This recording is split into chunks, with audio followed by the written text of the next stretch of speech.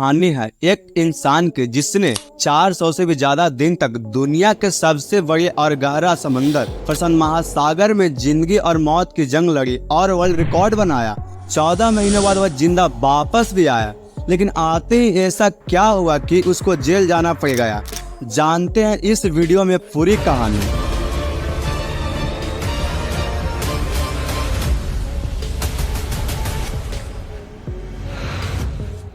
प्रशांत महासागर का नाम सुनते ही लोगों का पसीना आ जाते हैं। देखिए पूरी दुनिया में 71% पानी और 4 महासागर में बटा हुआ है, जिनका नाम है अटलांटिका महासागर, प्रशांत महासागर, हिंद महासागर और आर्कटिक महासागर, जिसमें से प्रशांत महासागर सबसे बड़ा महासागर है। यह इतना बड़ा है कि जमीन का कुछ हिस्सा जो 165 मिलियन वर्ग किलोमीटर का बनता है, यह अकेला महासागर 148 मिलियन वर्ग किलोमीटर पर निगल सकता है। इस महासागर पर कुछ ही द्वीप हैं जो बहुत ही छोटे हैं और कुछ तो ऐसे द्वीप हैं जिन पर आज तक कोई इंसान जा भी नहीं सकता।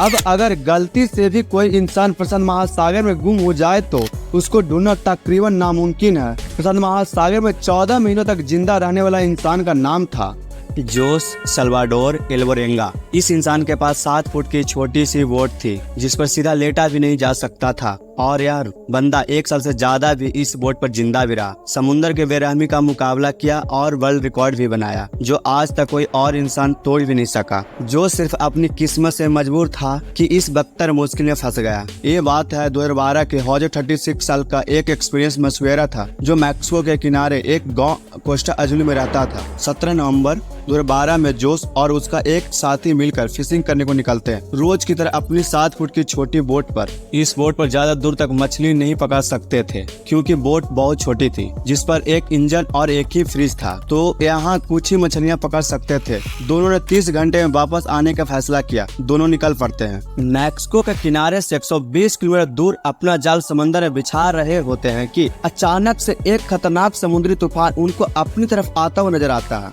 वक्त बचाने के लिए वह जाल को भी वहीं छोड़ देते हैं और बोट को फुल स्पीड पर भगाते हैं। लगातार 6 घंटा तक चलते रहे और वह किनारों से सिर्फ 20 किलोमीटर दूर ही थे कि उनका बोट का इंजन अचानक खराब हो जाता है। उनको किनारा भी दिख रहा था और उनका गांव भी। तूफान काफी पीछे रह गया था। उनका पास एक रेडियो था जिसके जरिए उन्होंने अपनी लोकेशन अपने बॉस को भेज दी और जवाब का इंतजार करने लगे। किस्मत इतनी खराब निकली कि रेडियो का बैटरी भी अचानक खत्म हो गई। एक तरफ वह किनारा को देख रहे थे, दूसरी तरफ अपनी तरफ आते हुए तूफान को, जो इतनी शिद्दत से आ रहा था मानो उन्हें जिंदा ही निगल जाएगा। तूफान के साथ हवा की शिद्दत इतनी तेज थी कि उनका नाव किनारे से दूर होने लगी। कुछ ही देर में किनारा भी मंजर से हट गया और तेज लहरों इनके दूसरी तरफ खींचने लगी। इनके बॉस तक जब मैसेज पहुंचा तब तक बहुत देर हो चुकी थी। बॉस ने एक सर्च टीम भेजी इनको ढूंढने के लिए, लेकिन हर गुजरते लम्हे जोस की बोट दूर से दूर होते गई। तूफान की वजह से ये लोग न तो कुछ देख पा रहे थे और न कुछ समझ पा रहे थे कि अब वो किस जगह पर है और किनारा किस तरफ है। हैरानी की बात यह है कि सिर्फ 5 ही दिन में इनकी बोट किनारों से 4.5 किलोमीटर दूर पहुंच चुकी थी। छोटी बोट होने की वजह से इनको ढूंढ पाना और भी मुश्किल हो रहा था, और न तो इनके पास कोई फ्लेयर गन थी न इनके पास कोई ऐसी चीज थी आग लगाने के लिए ताकि यहाँ धुएं से किसी को सिग्नल देकर बुला सके। दोनों एक दूसरे को देखकर मन ही मन में सोचने लगे शायद अब बचना मुश्किल है। 2 दिन पहले ही खाना भी खत्म हो चुका था।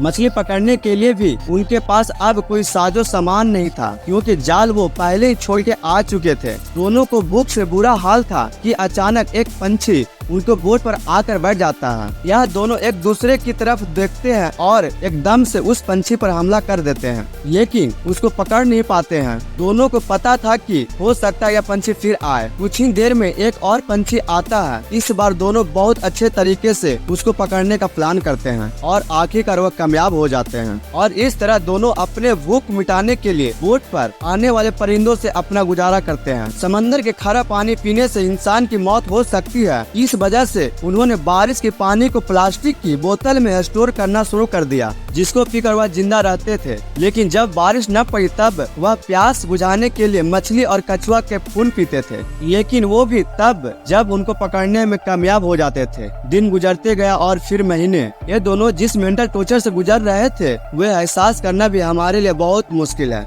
आखिरकार जोश का साथ यह टॉर्चर बर्दाश्त न कर सका और 4 महीनों के बाद उसे सुसाइड कर लिया। और अब बोट पर सिर्फ जोश अकेला था और उसके चारों तरफ पानी ही पानी था, जिसको देखकर उसको जिंदगी की कोई उम्मीद बाकी नहीं नजर आ रही थी। लेकिन अपने हालत से तंग आकर वह जैसे तैसे जिंदगी गुजारने लगा। मैप्स में देखा जाए तो एक अंदाज के मुताबिक प्रशांत महासागर के इस हिस्से में मौजूद था, जिसको दुनिया का खामोश तरीन हिस्सा माना जाता है, क्योंकि यहाँ से सिर्फ कार्गो शिप ही गुजरती है। मैक्सिको के किनारे को छोड़े 6 महीनों से भी ज्यादा हो चुके थे और इस दौरान जोश ने अपने साथी को भी खो दिया था। इस वजह से वह काफी ज्यादा दुखी हो चुका था। एक दिन जोश को दूर समंदर में एक कार्गो शिप नजर आती है। पिछले 6 महीनों में यह पहली शिप उसको नजर आई थी और यह मंजर देखते ही उसमें जिंदा रहने की उम्मीद फिर से वापस आ गई। जोश ने कार्गो शिप की तरफ हर मुमकिन इशारा करने की कोशिश की, लेकिन बदकिस्मत से शिप इतनी दूर थी कि जोश को वह न देख सके और देखते ही देखते जोश की नजरों से वह शिप भी गायब होने लगी और वह सोचने लगा कि शायद मेरी किस्मत में मरना ही लिखा है। दोस्तों जरा सोचो, 6 महीनों आप दुनिया की ऐसी जगह पर बंद हो जहाँ पर आपको दूसरा इंसान भी नजर नहीं आता, और अगर एक लंबे समय के बाद आपको दिखे लेकिन आपको वह न देख सके और वो गुजर जाए तो आपको कैसा लगेगा। 11 महीनों बाद जोश अपनी छोटी सी बोट पर 8,000 किलोमीटर ट्रेवल कर चुका था और उसके कपड़े फट चुके थे और उसके पास खुद को सनलाइट से बचने के लिए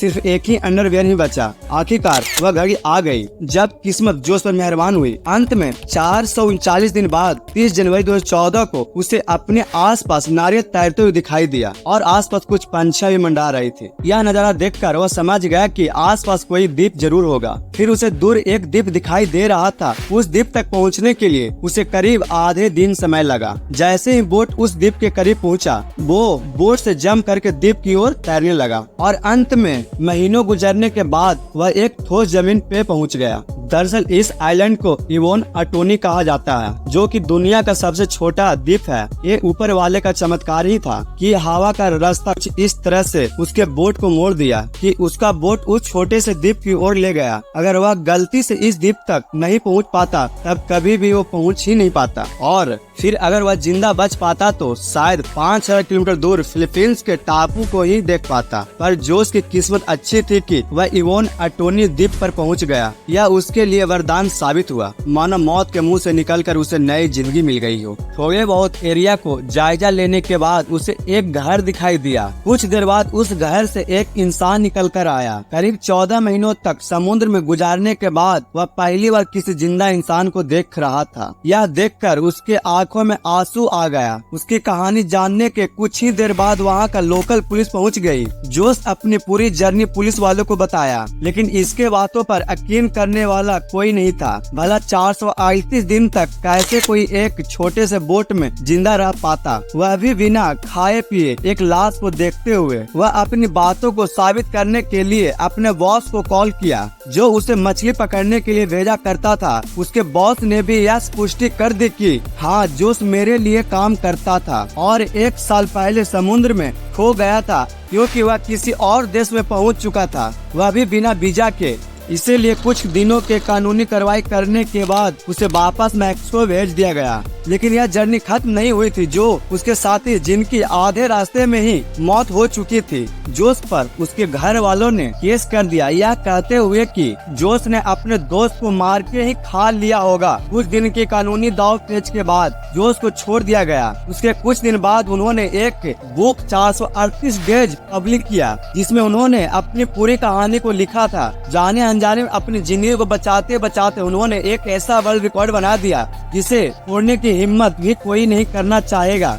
जोश की कहानी हमें इस तरफ प्रेरित करती है कि जिंदगी में चाहे कितनी भी मुश्किल आ जाए, हर मुश्किल को समाधान जरूर होता है। ये वीडियो के अंत तक देखने के लिए धन्यवाद। मिलते हैं अगले वीडियो के साथ। जय हिंद।